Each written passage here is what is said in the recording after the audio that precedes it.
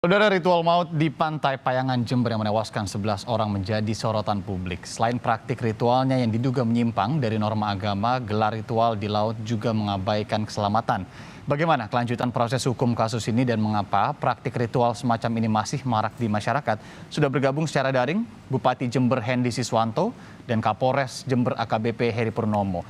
Pak Bupati, Pak Hendy, selamat pagi. Pak Heri, selamat pagi. Selamat pagi. Assalamualaikum. Waalaikumsalam warahmatullahi wabarakatuh. Terima kasih pagi ini sudah bergabung bersama kita di Sapa Indonesia Pagi. Nanti juga akan bergabung bersama kita ada Profesor Ali Humaydi, ini adalah Profesor Riset Bidang Kebudayaan dan Badan Riset dan Inovasi Nasional atau BRIN ya. Saya langsung ke Pak Bupati dulu, Pak Hendy. Ini pasca ritual atau kita sebut begitu ya, yang juga disebut oleh publik ritual maut di Jember yang menewaskan 11 orang. Pengawasan sebenarnya seperti apa oleh Pemkab atas organisasi kepercayaan-kepercayaan semacam Padepokan Tunggal Jati Nusantara ini, Pak Bupati? Jadi selama COVID ini, ya kami baru 11 bulan ya, jadi memimpin Jember ini, dan kami masuk dalam kondisi COVID. Dan kami melakukan setiap Jumat malam Sabtu, itu kami sudah melakukan doa bersama se-Kabupaten Jember setiap Jumat malam Sabtu. Dan di situ dihimbau tentang bagaimana Bapak doa COVID diangkat. Dan salah satunya di dalamnya poin, kita juga mengingatkan kepada para Kades dan Lurah di seluruh Kabupaten Jember untuk tetap melakukan pengawasan di lingkungan masing-masing tentang kegiatan-kegiatan keagamaan. Ya, karena juga sambil mengawasi COVID. Itu yang pertama. Ya. Yang kedua, kami juga sudah melakukan pengawasan pantai. Itu kami juga punya relawan-relawan dengan dan pol air yang ada di pantai itu di sepanjang garis pantai kami. Itu sudah kita lakukan. Oke, itu beberapa hal yang kemudian sudah dilakukan pasca kejadian ini, Pak ya. Kalau berbicara sebelum kejadian dan hingga kejadian itu terjadi, Pak, ini sebelum kejadian sudah kami lakukan itu, Mas. Sudah dilakukan juga? Sudah Tapi ada. Pak Bupati, Bakes Bangpol Jember juga menyebut bahwa Padepokan pimpinan Nur Hasan yang kini sudah menjadi tersangka ini nggak ada izinnya. Sebenarnya apakah terdata apa memang benar tidak ada izinnya? Kemudian bagaimana kemudian pengawasan selama ini? Karena ritual ini juga disebutkan sudah dilakukan cukup lama begitu. Gini Pak, jadi di Jember ini yang namanya ritual-ritual dan kelompok-kelompok kecil itu banyak sekali Pak. Ya.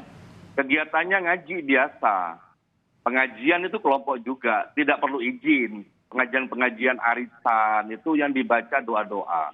Ratusan Pak jumlahnya di Jember ini. Ya bahkan tiap RT pun juga ada. Ya itu tidak perlu izin-izin ya. Karena itu ngaji aja. Dengan biasanya ngaji di musola, ngajinya di rumah, bergilir-gilir gitu Mas ya. Terus ini kelompok ini ditambahin ada plus-plusnya, rumahnya kecil Pak. Rumahnya paling maksimal 20 orang untuk ngaji. Tetangganya dengar semua kalau memang mereka ada kegiatan-kegiatan setiap bulan. Tapi ngaji, ngaji di dalamnya apa-apa kita nggak ngerti itu. Seperti ngaji pada umumnya gitu ya. Oke, berarti ini bukan dikelompokkan sebagai organisasi yang harus ada izin gitu ya, Pak Bupati ya? Ya, karena kebanyakan rata-rata seperti itu di Jember. Kelompok-kelompok kecil, tidak sampai 50 orang. Bahkan ini kelompoknya 100 orang yang datang nggak sampai 25 orang, mungkin 20-15 orang. Gitu Pak. Ya memang banyak, kemudian juga ya sudah biasa juga dilakukan ya, ada pengajian, kemudian juga pengajian-pengajian, apalagi lagi COVID-19 gitu kan. Banyak juga yang informasinya sampai menginap begitu pun tetangga juga pada tahu. Tapi kalau terkait ritualnya ini Pak Bupati yang kemudian ini menjadi perhatian publik, bagaimana ritual ini bukan masalah ritual ke lautnya saja, karena itu memang banyak. Tapi dilakukan tengah malam yang kemudian ini juga sudah diingatkan oleh penjaga pantai waktu itu informasinya, tapi tetap dilakukan. Yang kemudian hingga sekarang ini menimbulkan korban jiwa. Di Jember Pak, itu yang namanya ngaji itu sampai pagi Pak, itu banyak sampai pagi itu banyak, sampai sholat malam sampai pagi pulangnya jam 1. Itu biasa. Cuman kita tidak ngecek, mohon maaf, kami tidak ngecek masuk rumah-rumah satu-satu, enggak Pak. Enggak kami, karena itu baca-baca doa biasa. Ya, Pak. Gitu. Ya, Pak Bupati, yang tak biasa kemudian yang menjadi ritual ke laut tengah malam. Tanggapan Anda? Nah, menurut saya hal ini yang beda. Dan itu pada saat itu tim kami yang ada di lapangan, bahwa di situ ada namanya juru kunci, namanya Pak Saladin. Juru kunci itu di sampingnya laut itu, Mas. Dan itu sudah diingatkan ini Pak Nur Hasan ini, bahwa Anda kalau jangan ke sana, tidak boleh ritual di situ, ini berbahaya. Gitu. Dan itu berbahaya, itu di sore harinya sebelum masuk ya, sebelum masuk ke lokasi ya. Dan itu Pak Saladin sudah menyampaikan bahwa sampai kemarin ngomong sama saya Pak Saladin, itu bukan ritual mau bunuh diri itu. Ini Pak Saladin menyampaikan di depan Ibu Gubernur. Oke. Gitu, Oke, Pak. berarti sebenarnya sejak sore ini juga sudah dipantau ya oleh Pak Saladin tadi ya, Pak Bupati. Oke, Ya. oke. Nanti saya kembali ke Pak Bupati, saya ke Pak Kapolres dulu.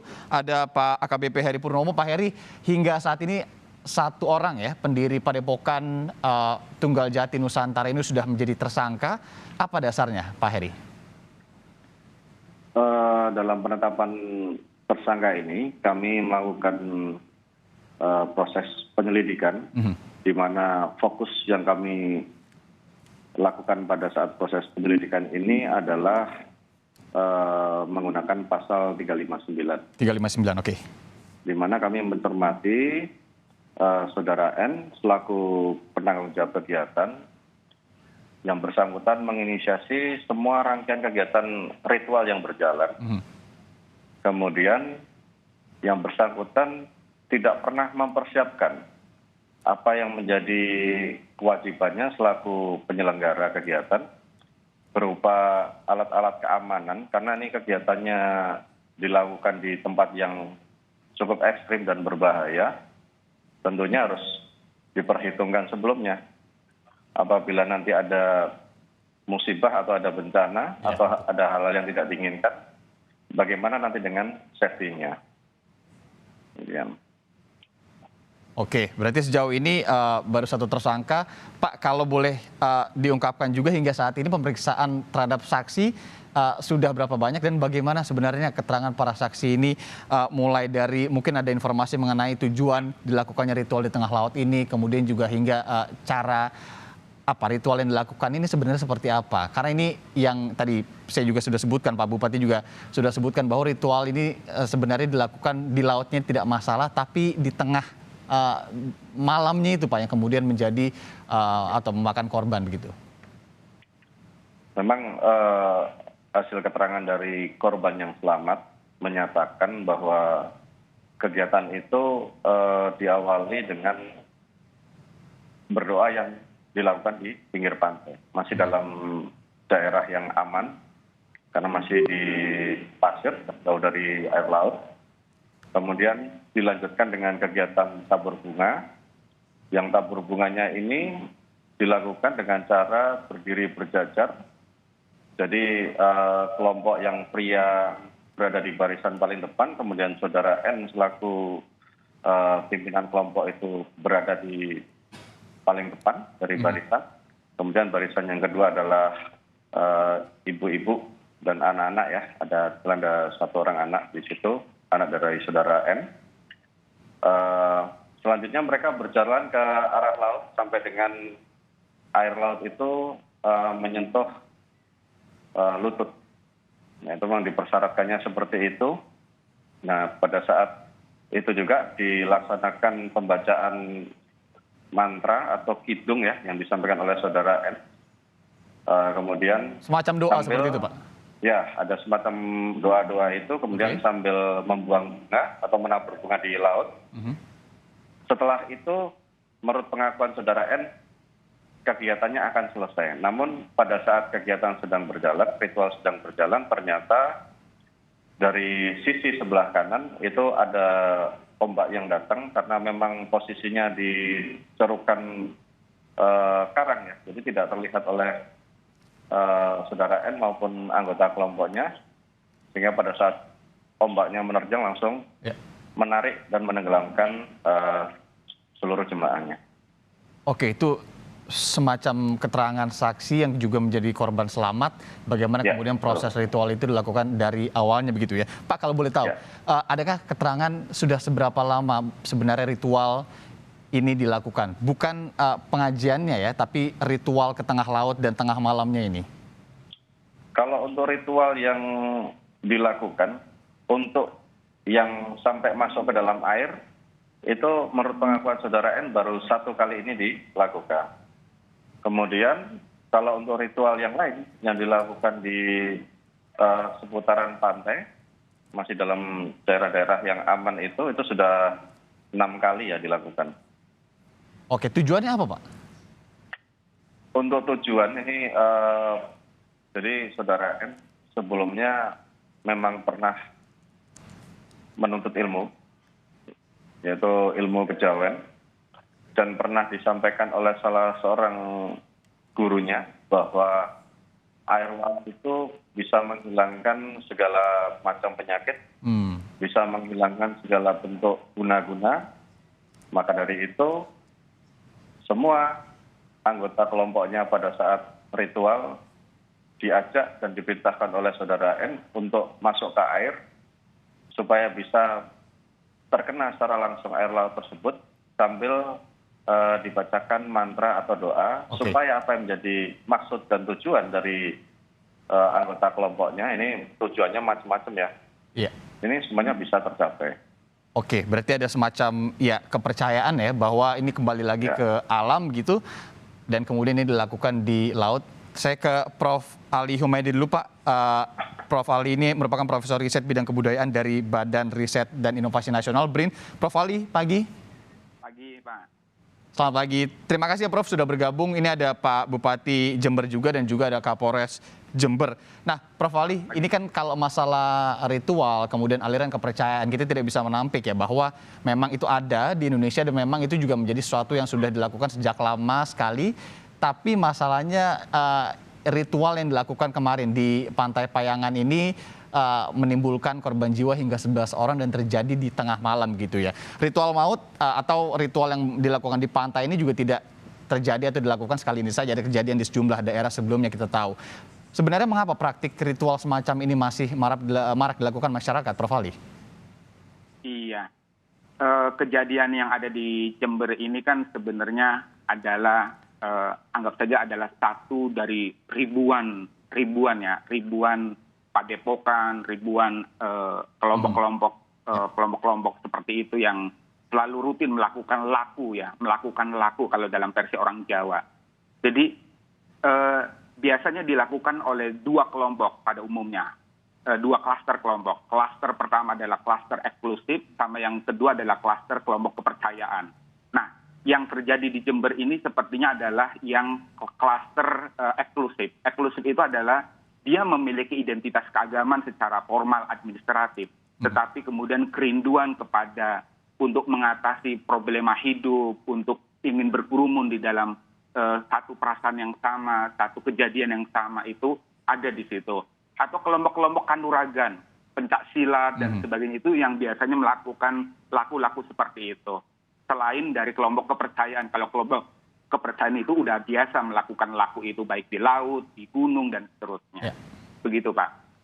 Oke, tapi apakah memang masyarakat ini masih menganggap ritual-ritual ataupun kepercayaan-kepercayaan aliran-aliran kepercayaan seperti ini masih merupakan kepercayaan yang menyimpang gitu di tengah masyarakat? Sebenarnya kata menyimpang ini kan menurut versi kita, versi keagamaan ya Pak. Kita harus memisahkan antara dua paham. Kalau menurut paham keagamaan secara formal, hal itu pasti dianggap sebagai sesuatu yang sesat, sebagai sesuatu yang tidak baik dan sebagainya. Tetapi kalau menurut keyakinan mereka itu adalah bagian dari laku. Kan ada 4 makna dalam laku itu. Misalnya adalah tindakan untuk mempelajari guna kesantikan ya. Jadi ilmu pengetahuan, ilmu kesaktian dan sebagainya. Lalu yang kedua adalah laku untuk mati raga dengan mengurangi segala jenis atau aktivitas nafsu duniawi. Kungkum itu seperti yang kejadian di laut itu adalah bagian dari mati raga. Mematikan raga itu adalah menghilangkan segala nafsu yang ada atau segala beban yang ada dan sebagainya. lalu kegiatan mendekatkan diri kepada Tuhan. Konsepsi Tuhan menurut mereka barangkali berbeda dengan konsepsi Tuhan menurut kepercayaan agama formal dan sebagainya atau formal administratif itu. Dan yang terakhir adalah emosi untuk melatih, menjaga emosi untuk melatih kesabaran, menjaga sesuatu yang tindakan yang senang-wenang dan sebagainya. Jadi tujuan itu yang harus kita perhatikan. Ya. Sepanjang orang memiliki 4 tujuan itu, otomatis laku-laku seperti itu akan tetap dilakukan oleh masyarakat Indonesia. Khususnya tadi kelompok yang eksklusif dan yang kelompok kepercayaan. Secara umumnya. Oke, Prof. Wali. Nanti saya akan kembali lagi ke Prof. Wali. Namun saya ingin bertanya dulu kepada Pak Bupati. Pak Bupati, ini juga langkah yang sudah dilakukan ini ada beberapa, kemudian juga pasca kejadian juga sudah ada langkah yang dilakukan juga untuk mengimbau masyarakat terutama, kemudian juga untuk melihat bagaimana keamanan pantai yang dijadikan tempat ritual tersebut.